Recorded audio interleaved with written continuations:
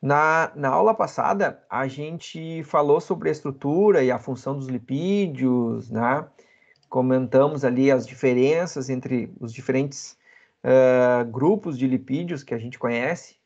Abordamos principalmente dois, né? Que foram os ácidos graxos e os triacilglicerol, tá? E hoje a gente vai começar então a falar um pouquinho do metabolismo desses lipídios. Tá? E aí, não sei se vocês estão lembrados, mas na aula passada, a última coisa que nós comentamos, tá, foi justamente o armazenamento de lipídios em sementes oleaginosas. Tá? Esse foi o tópico que nós paramos na aula de quarta-feira. E aqui eu trouxe um vídeo para vocês para mostrar a germinação, tá, de uma planta, desde o início, né, até o ponto em que ela começa a entrar naquela transição entre um organismo heterotrófico, tá, para um organismo autotrófico. Tá? Então esse vídeo ele mostra alguns estágios aqui da germinação. Então nós temos ali, né, uma oleaginosa, e vocês podem ver, então, formando ali a radícula, né, que está saindo da, da semente. Vão começar a se formar, então, as raízes para a lateral.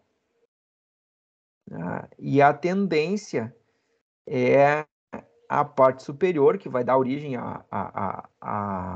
ao caule ali, começar a empurrar o solo, né, até que a parte aérea da planta ali consiga emergir. Tá? E aqui tem um detalhe do vídeo que eu vou pausar um pouquinho aqui que eu acho interessante. Né? Essa parte aérea aqui, que está em maior destaque aqui, né? Ela continua crescendo e as raízes aqui continuam se formando. Né? Continua a formação das raízes. Esses tecidos todos aqui, né? Eles estão utilizando as reservas da semente. Apesar de a gente ter aqui tecidos já com coloração verde, né? Mostrando que a gente tem aí cloroplastos já com pigmentos, enfim, tá? Esse estágio ainda, esses cloroplastos eles não estão funcionais, eles não estão totalmente, não estão funcionando plenamente. Então a planta ainda necessita retirar, vamos dizer assim, nutrientes e componentes, né, lá das reservas, né, lá das reservas que estão contidas na semente. Tá? Então, aquelas reservas ainda estão sendo importantes. Todas essas células que estão sendo sintetizadas aqui, gente, durante essa germinação, todos os componentes, aminoácidos, lipídios, né, nucleotídeos para síntese de DNA, de RNA, né, de todos esses componentes celulares, tudo isso está saindo daquelas reservas, tá? Das reservas que estavam lá na semente. Tá? Só vai ter, digamos assim, síntese de biomoléculas novas que não venham, né, daquelas reservas quando essa planta aqui se tornar completamente autotrófica ou autossuficiente, né? Quando ela começar a fazer a fotossíntese.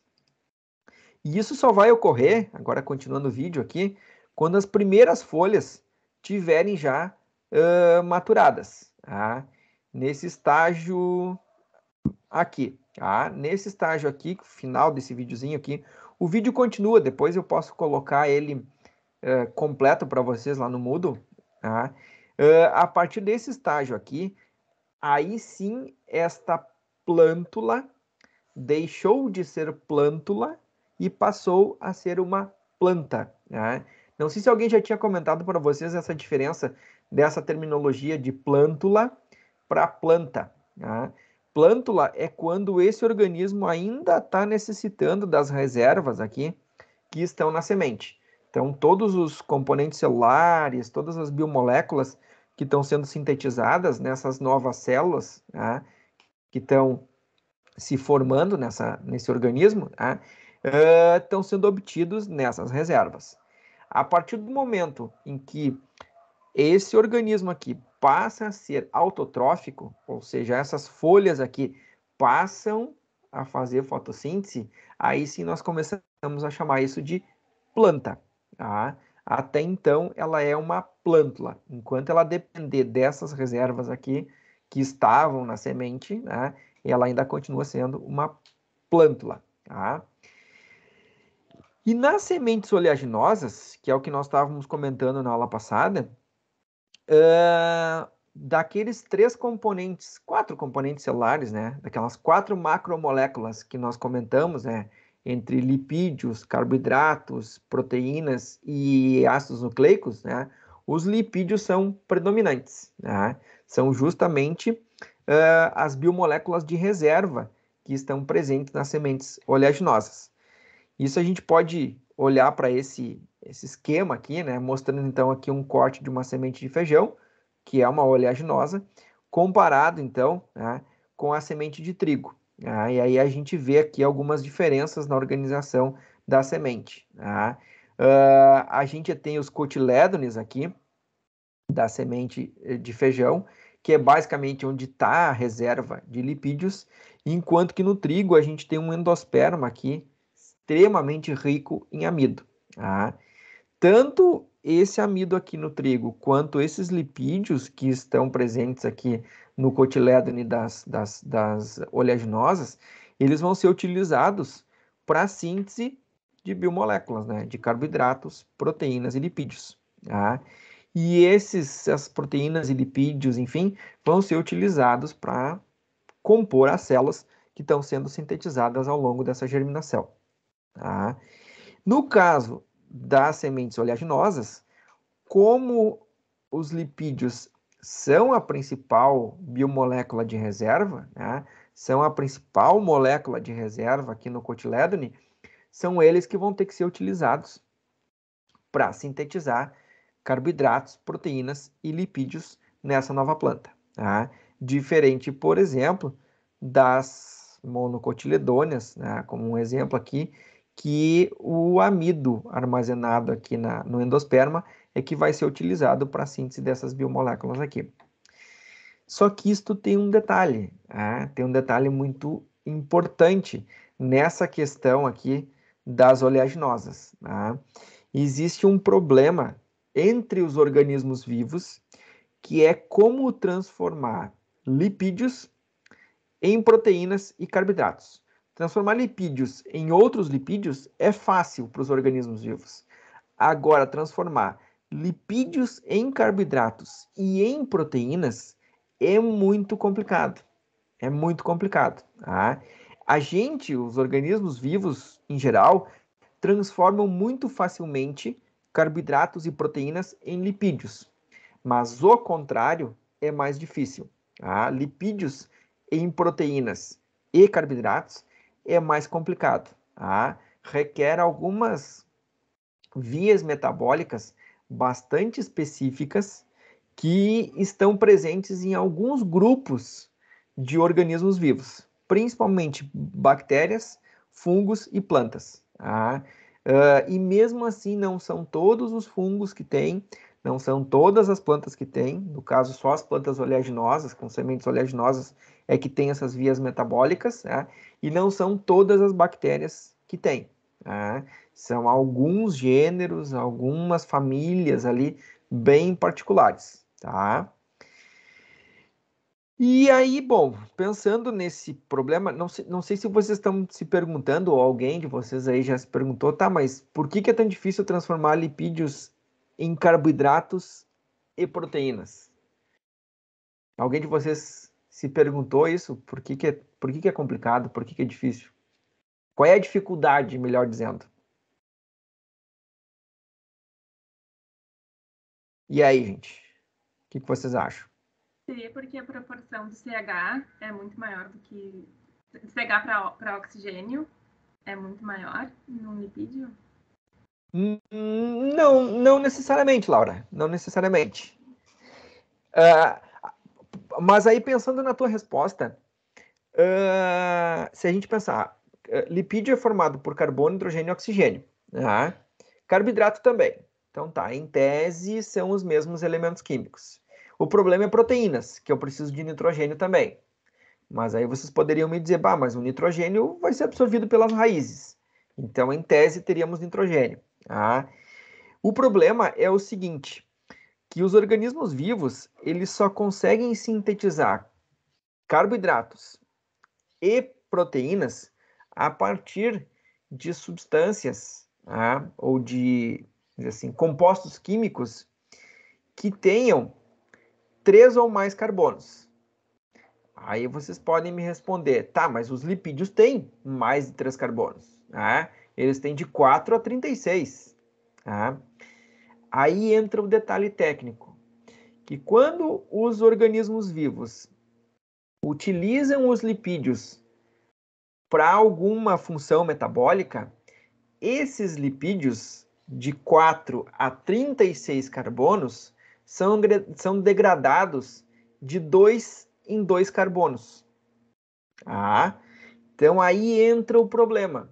Ah, quando um organismo vivo, como nós, por exemplo, animais, ou uma planta, vai metabolizar lipídios, aqueles lipídios de 4 a 36 carbonos que nós comentamos na semana passada, são quebrados em pedacinhos de 2 em 2 carbonos.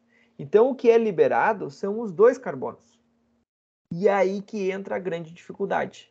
Tá? As nossas enzimas, tanto de plantas quanto de animais, têm uma dificuldade muito grande para pegar esses pedacinhos de 2 carbonos, tá? E converter isso em carboidratos e proteínas. Tá? Para isso, a gente precisa de uma via metabólica específica, tá? Que é o nosso objeto da aula de hoje. Tá? Que é o nosso objeto da aula de hoje, que é o ciclo do glioxilato, que é o que a gente vai comentar na aula de hoje. Não sei se isso ficou claro para vocês, não sei se vocês conseguiram entender. Sim, não. Não. Tranquilo? Tá, o Vitor respondeu que sim. Tá. Qualquer coisa vocês vão me perguntando, tá, gente? Então, olha só. Então, esse é o grande problema que nós temos, tá, com utilizarmos lipídios para sintetizar outras biomoléculas. Quando a gente degrada os lipídios, por mais que eles tenham de 4 a 36 carbonos nas suas cadeias, tá, eles são quebrados de 2 em 2, tá, de 2 em 2 carbonos. E aí, liberando esses compostos pequenos de 2 em 2 carbonos, fica muito difícil para os organismos, tá, sintetizarem carboidratos e proteínas a partir desses compostos de 2 carbonos. Só que se a gente olhar para essa tabela aqui, aqui tem várias sementes de algumas plantas oleaginosas, né? Eu vou destacar algumas aqui, por exemplo, ó, a mamona, né? O ricinus. Nós temos aqui 64% da semente é basicamente lipídio, tá? Que está como oil, né? Mas é lipídio, né? Se a gente destacar aqui a castanha do Pará, né? 62% da castanha do Pará é lipídio. Né? Amendoim, né? Girassol e deixa eu lembrar do nome dessa outra aqui, a brássica é a couza, né? Tem aí em torno de 40, 45, 50%, né? De lipídios nas suas sementes. Né? E aí a gente começa a se perguntar, bom, mas esses lipídios, então essas plantas, né, esses organismos, conseguem transformar esses lipídios em proteínas e carboidratos. Eles até têm um estoque aqui baixo de proteína, tá? Alguns aqui têm até um pouco mais, aqui 30, 25%, tá? Mas esse estoque de proteínas não é suficiente. Tá? A plântula que está em germinação precisa muito mais. Tá? Então, esses organismos aqui têm essa capacidade de transformar esses lipídios em carboidratos e proteínas. Agora, como é que eles fazem essa transformação? Como é que isso acontece? Tá? Essa, digamos assim, a elucidação de como isso se dá, de como isso ocorre, começou, tá, com um experimento desenvolvido por um pesquisador chamado Harry Beavers, tá, que faleceu recentemente, aonde ele estava estudando bactérias naquela época, tá, e ele fez o seguinte teste com essas bactérias. Ele forneceu para essas bactérias um ácido graxo de 4 carbonos, tá, bem pequenininho, chamado acetato. Ele trabalhou também com etanol, aqui eu botei etanol e acetato, mas ele fornecia para essas bactérias, né, um ácido graxo bem pequeno de 4 carbonos. Tá? E o que ele começou a observar nesses experimentos? Então, quando ele dava acetato, tá, para essas bactérias, elas conseguiam sobreviver. E aí ele pensou o seguinte: e se eu fizer esse mesmo experimento utilizando plantas, tá, oleaginosas, sementes de plantas oleaginosas, tá? Porque ele percebeu que essas bactérias tinham essa capacidade de de crescer no meio de cultura contendo um ácido graxo bastante pequeno, que é esse de 4 carbonos chamado acetato. Tá? Como essas bactérias também necessitam transformar esse ácido graxo em proteínas e lipídios, ele extrapolou isso para sementes oleaginosas e pensou o seguinte: será que se eu fizer esse mesmo experimento utilizando o mesmo ácido graxo, esse de 4 carbonos, que é o acetato, e fornecer somente acetato para essas sementes, será que elas vão germinar? E se elas germinarem, que tipo de compostos eu vou encontrar, né, depois dessa germinação? Como é que ele respondeu essa pergunta? Ele fez o seguinte: ele pegou essas sementes aqui, colocou numa plaquinha de Petri, tá? Meio que fez um meio de cultura ali, um meio de cultivo, para colocar essas sementes dentro. E dentro desse meio de cultivo, ele colocou esse lipídio aqui, o acetato. Tá? Só que esse acetato tinha carbonos radioativos, carbonos marcados com carbono 14. Tá? O que essa marcação radioativa permitiu para esse pesquisador? Permitiu a ele rastrear em que compostos dentro das células daquela planta que estava germinando, estava esse carbono radioativo. Tá? Porque se esses lipídios fossem convertidos em carboidratos, ele ia encontrar esse carbono radioativo nos carboidratos. Se esses lipídios fossem convertidos em proteínas, ele ia achar esse carbono radioativo em proteínas. E quando ele fez isso, quando ele testou isso, e mediu em que compostos que essa radioatividade aparecia, para surpresa dele na época, esse artigo é de 1961, gente, tá? É um trabalho de 1961, muito tempo atrás. Tá? Quando ele fez isso, o que ele observou? Que está nessa linha vermelha aqui, que quando ele fornecia acetato radioativo para estas sementes, 2 horas depois que elas germinavam, que começava a germinação, essa radioatividade estava toda ela deslocada para moléculas como glicose e sacarose, que são 2 carboidratos. Até aumentava aqui outros compostos, mas aumentava pouco, no máximo aqui 10%, mas cerca de 40% de toda a radioatividade que ele fornecia ia parar em carboidratos. Aí ele começou a se perguntar, opa, peraí, tem alguma coisa estranha nessas sementes. Elas têm uma capacidade de converter esse lipídio em carboidrato. Só que naquela época, gente, não se sabia absolutamente nada de como que essas sementes faziam isso. Como que elas transformavam os lipídios que estavam estocados ali na semente, em carboidrato e posteriormente, obviamente, em proteína.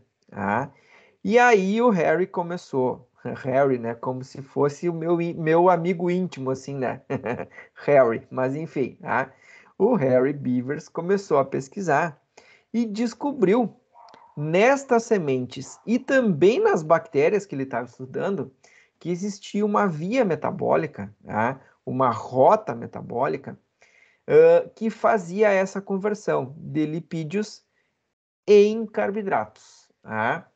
E isso acontecia nestas sementes aqui numa organela muito particular que só existe em sementes de oleaginosas, chamada de glioxissomo. O glioxissomo é uma organela muito específica, muito particular, que só é encontrada dentro de sementes de plantas oleaginosas. Tá? E dentro desta organela, ele descobriu então que existia um ciclo, né, uma via metabólica, que ele denominou depois de ciclo do glioxilato, né, que era responsável por transformar este lipídio aqui em carboidratos e posteriormente, tá, esses carboidratos em proteínas. Tá? Não sei se isso ficou claro, gente. Conseguiram entender? Contei só uma história de como é que este ciclo começou a ser desvendado. Tá? E isso começou lá em 1961, tá? Quando o Harry Beavers publicou, então, né, o trabalho dele na The Journal of Biological Chemistry, que é uma revista bem importante da área, é conhecida hoje, a gente chama ela de JBC, né, pela abreviação dos nomes aqui. E aí, então, ele publicou esse trabalho mostrando, né, que em plantas oleaginosas, né, acontecia uma via metabólica que era capaz de transformar lipídios em glicose e proteínas, tá? Que era justamente essa via que ele denominou de ciclo do glioxilato, tá? E em função de ela ocorrer dentro de uma organela chamada de glioxissomo, tá? Que foi batizada de glioxissomo justamente por causa de um dos compostos, tá? Deste ciclo aqui, que é o próprio glioxilato, que a gente vai comentar daqui a pouquinho, tá? Beleza? Alguma dúvida até aí, gente? Não? Tudo tranquilo? E a título de curiosidade, gente, né? Todos os experimentos que desvendaram todas essas vias metabólicas que eu comento para vocês, né? Ciclo de Krebs, cadeia respiratória, né? Glicólise, agora o ciclo do glioxilato, a maior parte desses experimentos são feitos com substâncias radioativas, né? Com a fotossíntese, esqueci da fotossíntese. A fotossíntese toda ela foi elucidada utilizando substâncias radioativas. Tá? Lembram daquela equaçãozinha que eu mostrei lá para vocês na fotossíntese? Tá? Que a fotossíntese é CO2 mais água formando glicose e oxigênio. Tá? E não se sabia, né, da onde que vinha o oxigênio, para onde que ia a água, para onde que ia o CO2, né? O que se fez nos vários estudos, né? Não foi só um, foram inúmeros estudos até a gente elucidar toda a fotossíntese. Se dava CO2 com carbono radioativo e se via aonde esse carbono radioativo ia parar. E aí se descobriu que esse carbono radioativo ia parar na glicose. Tá? Então sabia que os carbonos da glicose vinham do CO2. Tá? Não se sabia muito bem de onde que vinha o oxigênio. Né? Aí se colocou, né, no meio de cultivo ali das plantas que estavam fazendo fotossíntese, se colocou água radioativa. Tá? Num primeiro momento se colocou hidrogênio radioativo. E aí se viu que esse hidrogênio radioativo ia parar lá na glicose. Então os hidrogênios da glicose vinham da água. E aí no segundo momento... Não vejo um app para isso. Você terá que obter... Opa! A minha Siri aqui enlouqueceu agora. Resolveu responder a minha pergunta. E a outra dúvida era o oxigênio, de onde que vinha. Num terceiro momento, se colocou então uma água com uma molécula de oxigênio radioativa, tá? E se viu então que era da água que surgia então os oxigênios liberados na fotossíntese. Tá? E assim foi se traçando todos os intermediários da fotossíntese, né? Toda aquela cadeia de transporte de elétrons lá foi se elucidando ela com esses compostos radioativos. A maior parte das vias metabólicas, hoje já como a gente tem um conhecimento acumulado muito grande em relação a essas vias, hoje não se usa tanto assim, né, compostos radioativos, mas ainda se usa. Lá no meu laboratório a gente usa alguns compostos radioativos como alguns aminoácidos, glutamato, GABA, enfim e tal, para traçar, né, para tentar percorrer e identificar algumas vias metabólicas, né, de metabolismo cerebral. Mas esse é o princípio da maior parte das vias metabólicas que foram estudadas ao longo, né, de aí todo o último século praticamente. O Krebs, quando descobriu o ciclo, descobriu dessa maneira, utilizando compostos radioativos. Tá? Todos os intermediários lá do ciclo, citrato, isocitrato, alfa-cetoglutarato, sucinato, succinil-CoA, malato, fumarato, enfim, oxalacetato, todos aqueles componentes, os intermediários do ciclo, todos eles foram elucidados utilizando compostos radioativos, substâncias radioativas, com carbono marcado, hidrogênio marcado, enfim, às vezes se substituía, né, um oxigênio por um flúor radioativo, né, e aí ia se fazendo essas modificações para se tentar entender o que estava acontecendo, que foi mais ou menos o que o Beavers fez, né, ali pela final da década de 50, início da década de 60, com esse experimento aqui, utilizando acetato marcado. E observando, então, que essas sementes de oleaginosas eram capazes de colocar os carbonos do acetato, que é um lipídio, na glicose. Então, tinha algum jeito, né, tinha alguma via metabólica que convertia esses lipídios diretamente em carboidrato. Né? Tinha alguma coisa. E ele descobriu que isso acontecia passando por essa organela aqui, denominada de glioxissomo. Tá? Muito bem, então. Tá? Esse aqui é um corte, é uma microscopia eletrônica, tá? De um corte do cotilédone de uma semente oleaginosa. Tá? Esses círculos escuros aqui que vocês estão vendo, gente, são os corpos lipídicos. Tá? Isso aqui são gotículas lipídicas, tá? Que estão nessa semente, que estão armazenadas nessa semente. Tá? E junto, praticamente colado aqui, com esses corpos lipídicos aqui, a gente enxerga aqui o glioxissomo, tá? Que é essa organela aqui, é uma organela formada por uma única membrana. E logo do lado do glioxissomo, aqui embaixo, a gente consegue visualizar uma mitocôndria. Tá? Essas três estruturas aqui, né, os corpos lipídicos, o glioxissomo e a mitocôndria, que eu vou circular aqui para vocês, aqui está um corpo lipídico pequenininho ali, ali um pouquinho maior, e aqui embaixo a mitocôndria, formam o que a gente chama de tríade funcional, nestas sementes oleaginosas. Isso aqui é o que a gente chama de tríade. Por que tríade? Porque para poder ocorrer o ciclo do glioxilato e para que essa semente consiga transformar os lipídios que estão armazenados aqui nesse corpo lipídico aqui em carboidrato, nós precisamos dessas três estruturas aqui organizadas exatamente nessa ordem. O corpo lipídico, localizado aqui no início, logo depois dele o glioxissomo e logo depois a mitocôndria.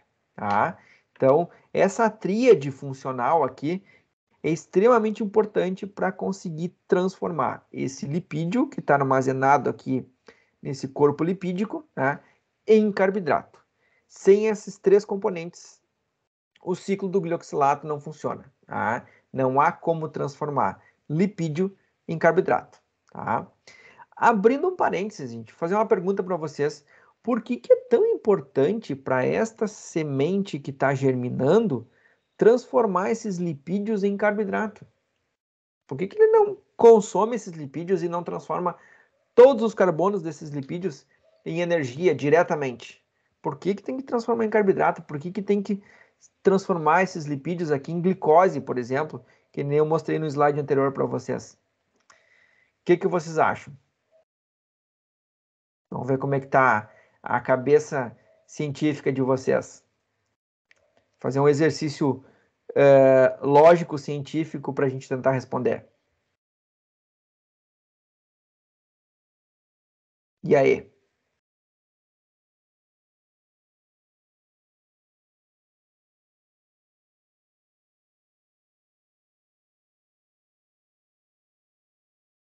Não? Estão me escutando, gente?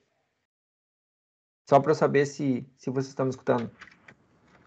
Sim, pronto, estamos. Tá, tá. E aí, alguma explicação para isso? Por que será que o Reinaldo botou ali de interrogações, tá? Várias interrogações assim em volta da cabeça. Tá. Fala, Laura. Quer responder? Eu vou arriscar, porque na fotossíntese a fórmula que acontece ali é aquele C6H12O6, que vai se transformar naquela, acho que é 12 águas mais oxigênio. Precisa daquela quantidade exata de carbonos, de hidrogênios e de oxigênios, né? Tá, E se mas tiver algum sobrando... pensa que essa planta não está fazendo fotossíntese ainda. Ah, desculpa, Ela tá. tá, É ela tá antes disso. germinando, ela tá Tá, germinando. desculpa. Tá? Então, esquece. Então lá as folhas ainda não estão funcionais, os cloroplastos não estão completamente funcionais. Então a fotossíntese está inoperante, não Acho que está perdi essa funcionando. parte da pergunta. Tá? Então, não sei muito. O que será? Vamos tentar pensar o seguinte: para onde que vai? Qual é o destino? Pensem assim: a planta está germinando. O que ela está sintetizando em grande quantidade? Novas células. Tá? Essa planta precisa fabricar novas células para poder crescer, né? Para poder se desenvolver, formar raiz, formar caule, formar folhas, enfim. Tá? Então ela precisa sintetizar novas células. E dentro dessas células, todas as organelas e proteínas, enfim, e tal, e carboidratos, enfim, que ela precisa. Tá? Me diga um local na célula vegetal, obviamente, né, que é o caso, né, que nós estamos discutindo aqui de uma planta, tá, que tem uma necessidade. Deixa eu formular melhor a pergunta. Me diga um local na célula, tá, que tem uma grande quantidade de glicose, tá, armazenada na forma de um carboidrato, de um polissacarídeo. Polissacarídeo mais abundante na face da Terra. Celulose. Celulose, exatamente. Tá? Eu falei fotossíntese antes, eu estava pensando em respiração celular, na verdade. Ah, tá. Não, tá, beleza. Não, na respiração também. Ah, aí sim, aí sim. Mas se a gente for pensar, essas células novas que estão sendo sintetizadas, nós precisamos sintetizar a parede vegetal, né? Senão, não tem como fabricar, como sintetizar uma célula vegetal. Sem, a parede o início de tudo. Não sei se vocês lembram de biologia celular. Não sei se o. Me fugiu o nome dele, eu só lembro do apelido, coisa horrível.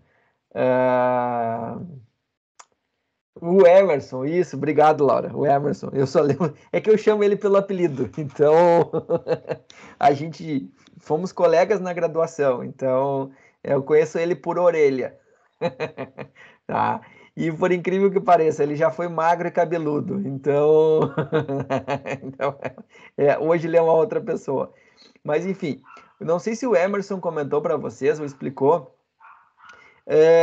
como é que ocorre a divisão celular em células vegetais, que ocorre aquela formação, né, de parede celular no meio, né, da célula. Não sei se você lembra da lamela média, tá? Que era o termo que se usa para essa parede celular que está se formando ali no centro, né? Para dividir essas células em duas, essa célula, aliás, em duas.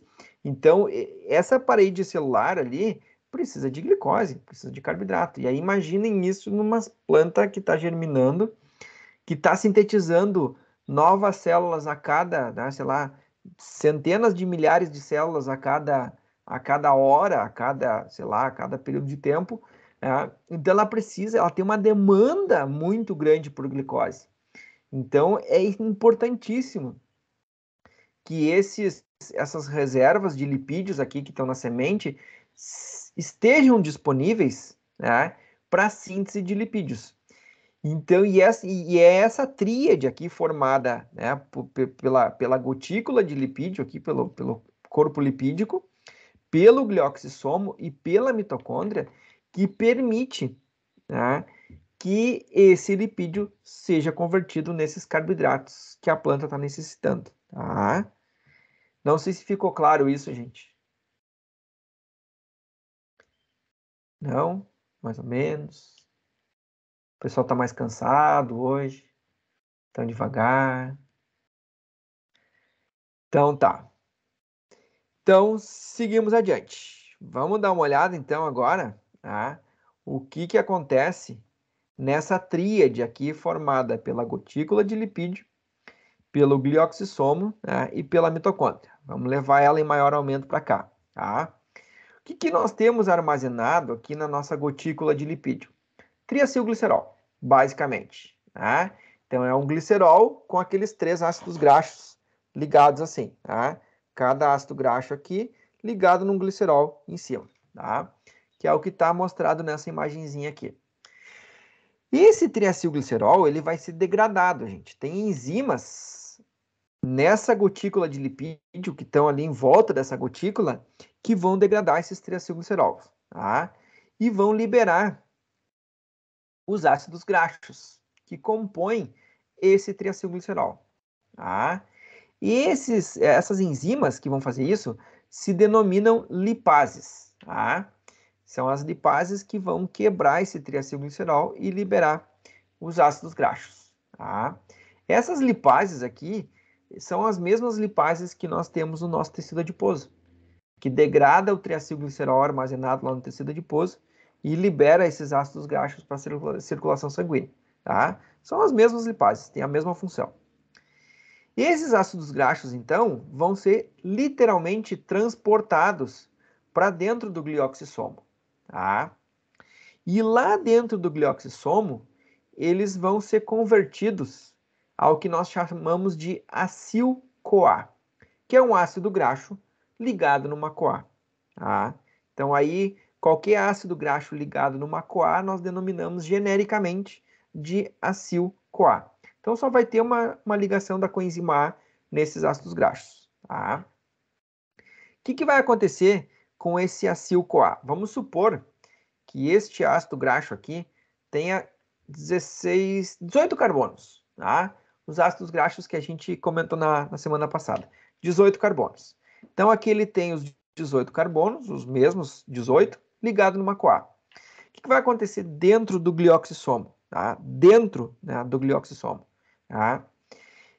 Dentro do glioxissomo, esse ácido graxo aqui, ligado na CoA, com 18 carbonos, vai ser quebrado em moléculas de 2 carbonos, que nós conhecemos como acetil-CoA. Da onde que vocês conhecem a acetil-CoA? Aonde que vocês ouviram falar dela? Vamos puxar da memória aí.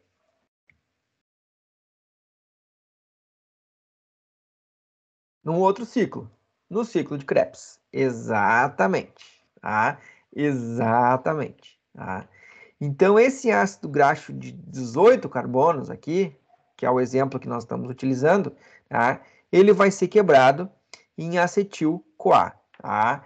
Só que esse acetil tem 2 carbonos. Quantos acetis-CoA são formados aqui a partir de um ácido graxo de 18 carbonos, gente?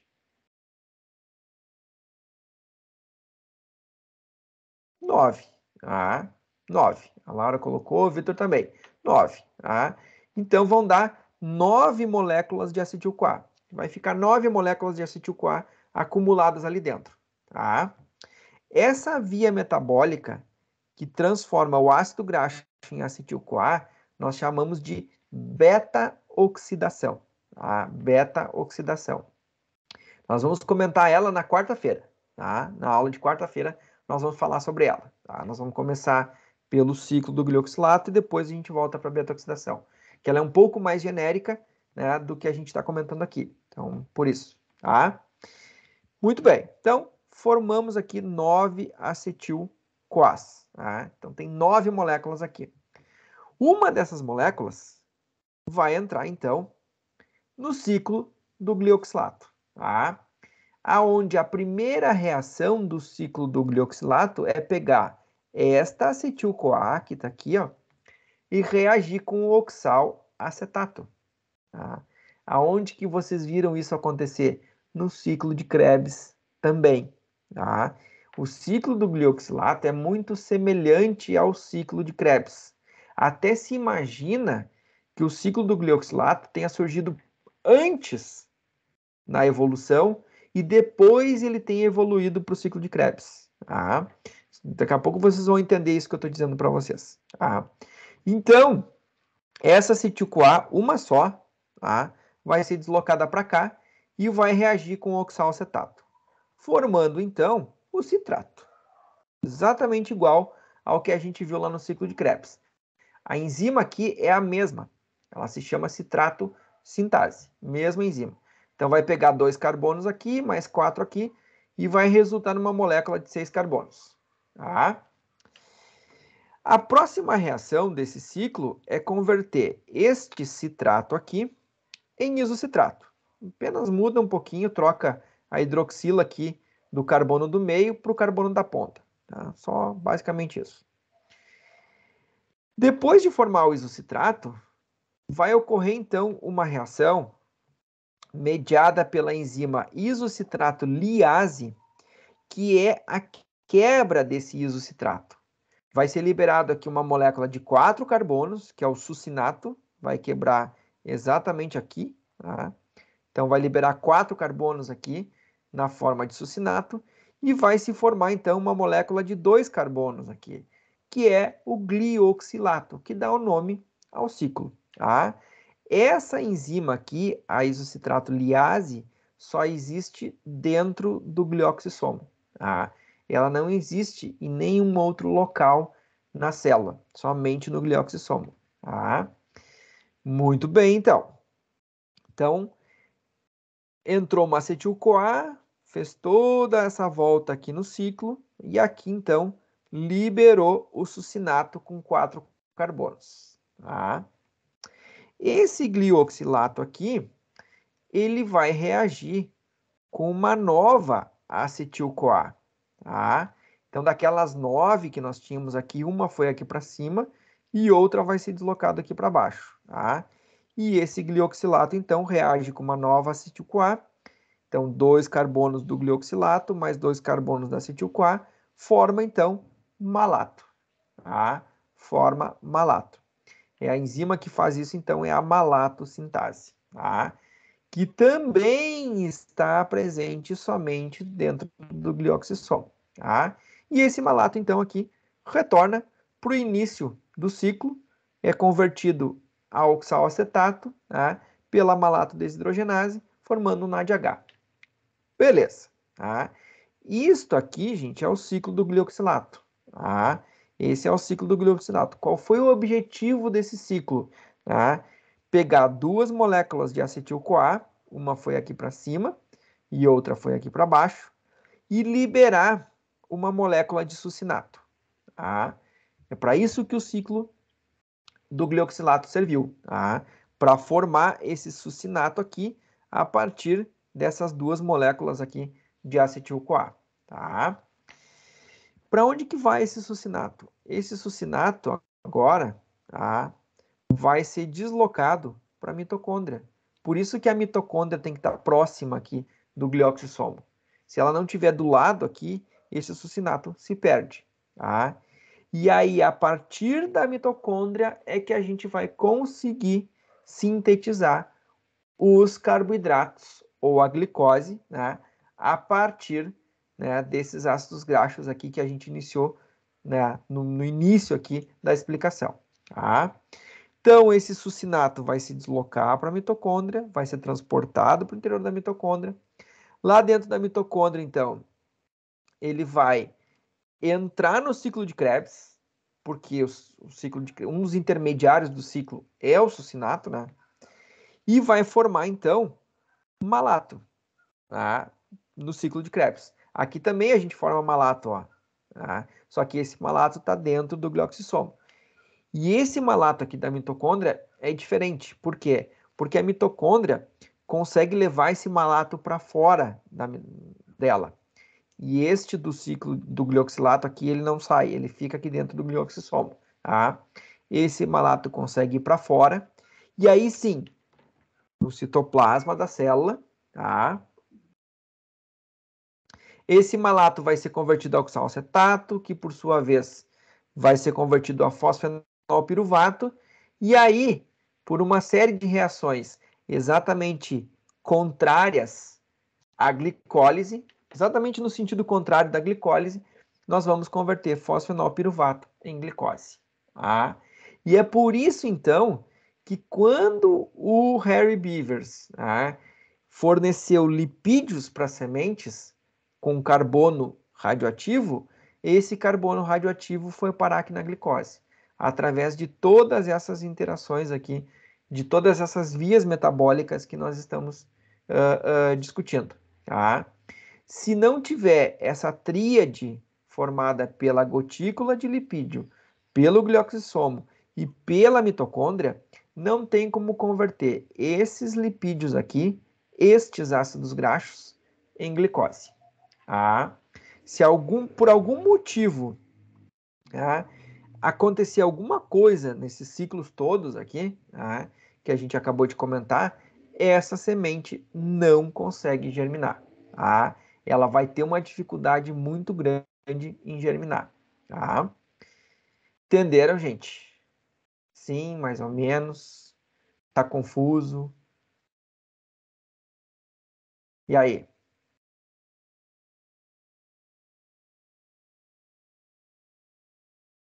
Mais ou menos, o Reinaldo colocou. Tá, beleza. O Vitor, ok. Tá. Deixa eu fazer uma pergunta para vocês. Tá? Deixa eu fazer uma pergunta agora. Vamos exercitar a cabeça de vocês aí. Vamos fazer um pouquinho mais interativo, assim. Se eu perguntasse para vocês assim, pá, como é que a gente poderia propor um experimento para verificar, ou melhor, para comprovar mesmo, tá? Que esse ciclo todo aqui que eu comentei para vocês, o ciclo do glioxilato aliado a essas reações que acontecem aqui na mitocôndria, elas são necessárias para a planta germinar. Tá? Porque assim, quando o Harry Beavers publicou o trabalho dele, ele publicou apenas o ciclo. Ele descreveu isso aqui. Tá? Ah, olha só, ele descreveu no artigo dele, se vocês forem ler o artigo, ele diz exatamente o seguinte, tá? Que plantas ou sementes oleaginosas têm a capacidade de converter ácidos graxos em glicose através de um ciclo denominado de ciclo do glioxilato, que ocorre, então, né, no interior de uma organela, denominada, então, glioxissomo, né, e que tem essas sequências de reações todas aqui. Tá? Mas o que ele não disse naquela época era para que servia esse ciclo. Então, para que essa planta faz isso? Por que ela converte ácidos graxos em glicose? Hoje nós sabemos que essa glicose, então, é extremamente importante para a síntese de parede, para a síntese de outros carboidratos, para a síntese de proteínas, de aminoácidos, enfim, de uma série de outras biomoléculas. Tá? Hoje nós sabemos. Mas a minha pergunta para vocês é o seguinte: como é que eu poderia bolar um experimento, tá, para comprovar ou provar cientificamente que este ciclo aqui do glioxilato e essas vias metabólicas todas aqui são importantes para a germinação das sementes, né, de plantas oleaginosas? Por exemplo, a soja é uma semente de uma planta oleaginosa. Tá? Eu sei que provavelmente ela faz tudo isso aqui que eu acabei de explicar para vocês. Como é que eu poderia fazer um experimento no laboratório, tá, para tentar comprovar que este ciclo aqui é importante para a germinação? Vamos pensar aí vamos estudar aí na cabeça de vocês aí. Como é que seria, como é que daria para fazer um experimento?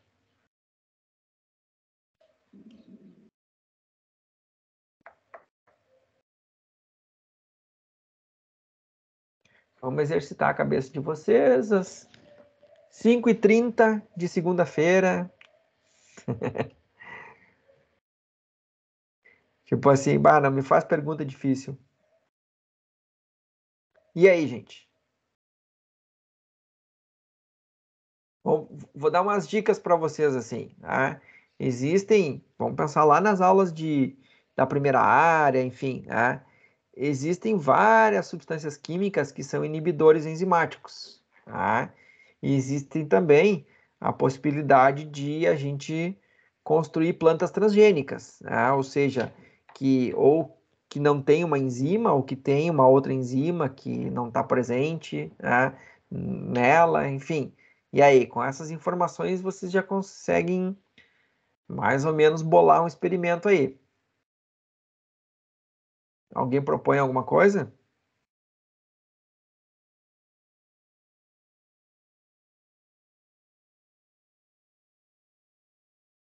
Silêncio total. Não me deixem nervosos, gente. O Vitor colocou ali, inibir uma das enzimas, então. É possível? Ah, que enzimas vocês escolheriam? Que enzima tu escolheria, Vitor? Dessas que está aparecendo aí no slide. Lembrem que eu falei que tem duas delas que são específicas do glioxissomo. Estão presentes só no glioxissomo.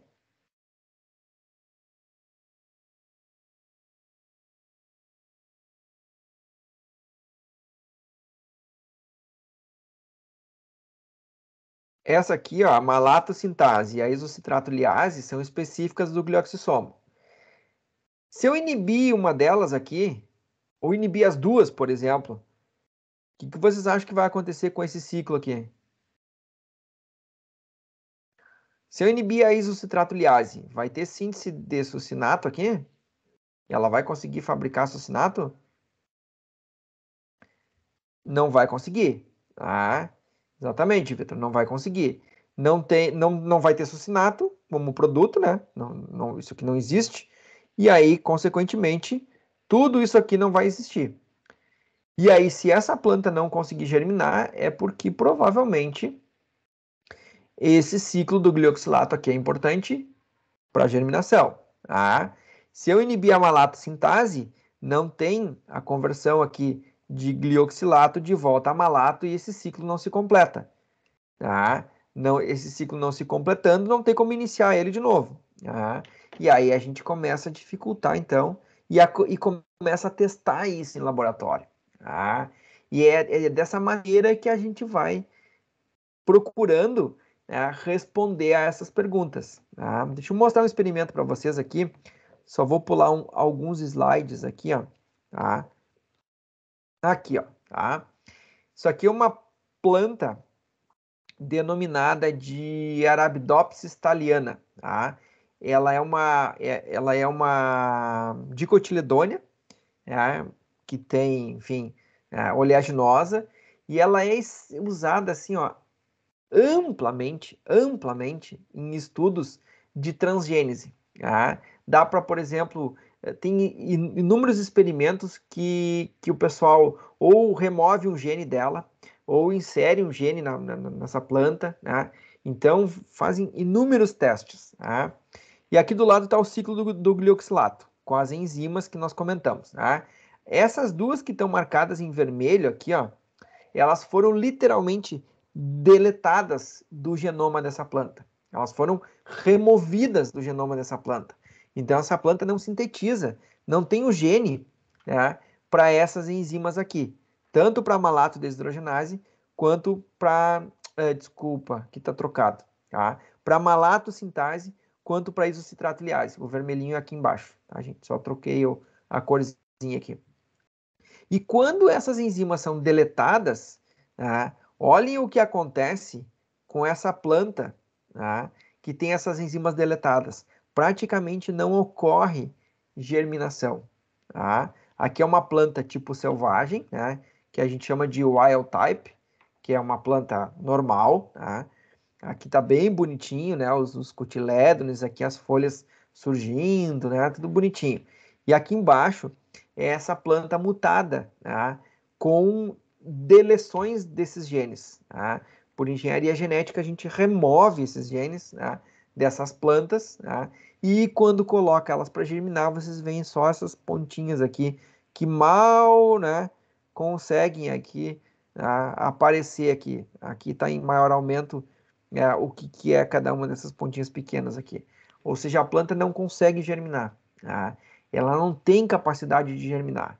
Por quê? Porque realmente ela não consegue converter os estoques de lipídios que estão dentro da semente, né, em carboidratos para poder sintetizar parede, sintetizar proteínas, sintetizar DNA, sintetizar um monte de outros componentes que são necessários então para essa planta poder germinar e fabricar novas células. Tá?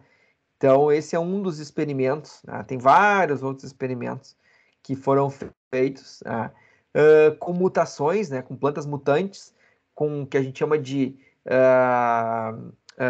nocaute, né? A planta nocaute é quando a gente retira o gene dessa planta, né? Faz um nocaute, né? A gente remove o gene, a gente evita ou remove ele ou silencia ele de alguma maneira e faz com que ele não consiga, né, ser traduzido numa proteína. Então, essas plantas nocautes, então, nos mostram, né, a importância dessas proteínas para que elas consigam, então, germinar. Nesse caso aqui, né, não germina, praticamente não germina. Tá?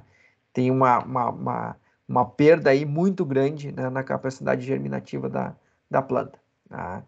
Mas a outra possibilidade seria utilizar inibidores, inibidores enzimáticos. Colocar esses inibidores, né, junto aqui no solo, e evitar, então, que essa planta germine. Tá? Deixa eu perguntar uma coisa para vocês agora, a título de curiosidade, já que a gente está falando de inibidores enzimáticos, de germinação, e tananã. Alguém de vocês já visitou uma plantação de pinos ou uma plantação de eucalipto? Sim, em larga escala, em grande escala. Gabriel disse que sim. Então tá. Me relata aí, Gabriel, como é que é a parte interna dessa floresta de pinos e de eucalipto?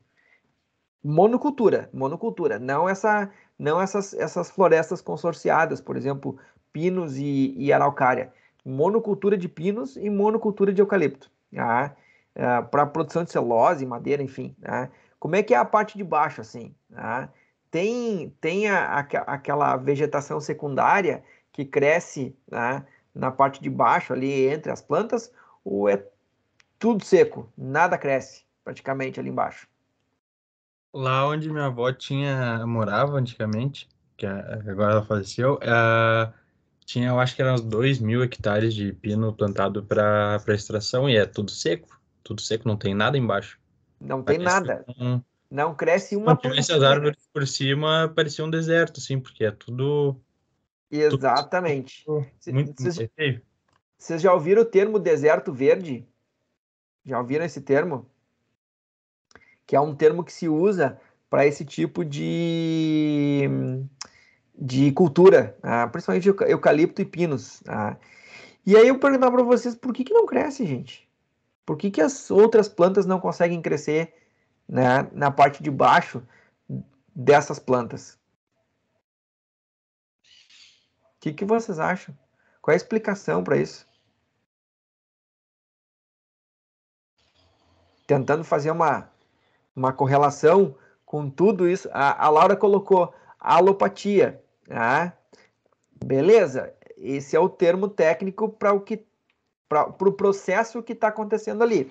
Agora eu quero saber que processo é esse. Tem um outro nome também que se usa, Laura, que é fitotaxia. Não, fitotaxia não, Ai, me fugiu o nome agora. Daqui a pouco eu lembro, tá? Mas alopatia é o mais usado. Tá? Que processo é esse? Que é essa alopatia? Por que não cresce nada ali embaixo?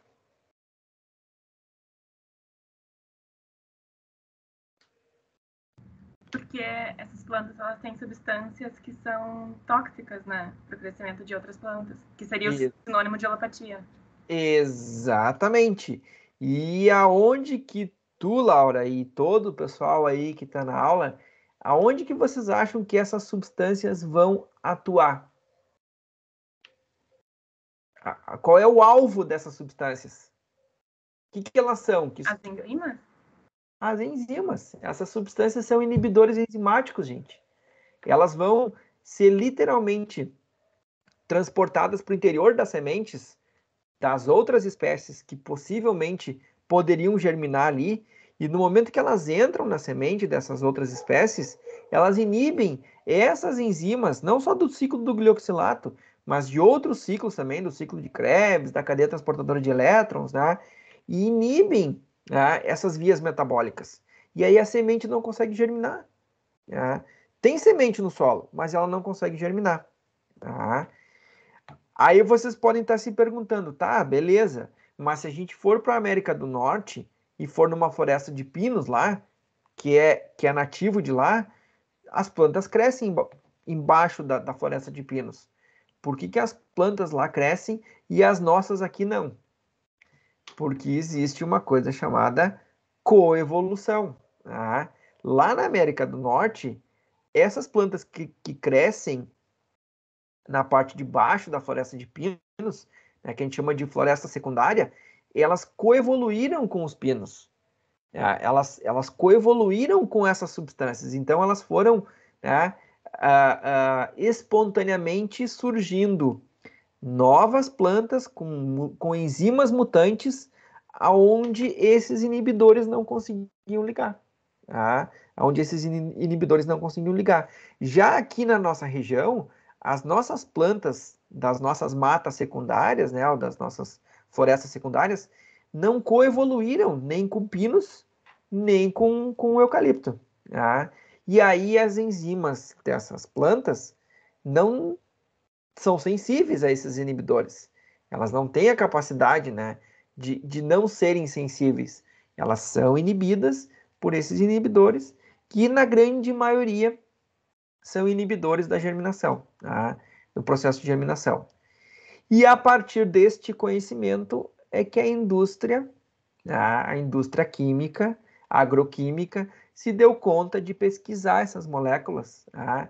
E desenvolver herbicidas que são inibidores, né, de germinação. Existem herbicidas, né, que foram sintetizados a partir, usando como protótipo, né, essas moléculas, não de pinos, mas de outras espécies, né, justamente utilizando essas moléculas como protótipos para inibir a germinação de algumas plantas. Tá? Então, a alopatia nada mais é do que a secreção de substâncias, né, de inibidores enzimáticos que vão bloquear essas enzimas dessas vias metabólicas todas aqui que a gente está comentando e que vão, consequentemente, inibir, né, a germinação. Tá? Entenderam? Ficou claro? Sim, não, mais ou menos. Deixa eu ir trocando o slide de volta aqui. Estamos quase terminando, tá? Estamos quase encerrando, tá? Então, olha só, gente. Só para fazer uma comparação aqui, entre o ciclo do glioxilato e o ciclo de Krebs, eu tinha comentado para vocês que o ciclo do glioxilato é um ciclo de Krebs, né? Provavelmente surgiu antes do ciclo de Krebs. Né? Se nós formos comparar, eles são muito parecidos. Né? Se nós olharmos aqui, ó, a enzima citrato sintase, ela é comum para os dois ciclos. Tá? A aconitase é comum para os dois ciclos. Tá?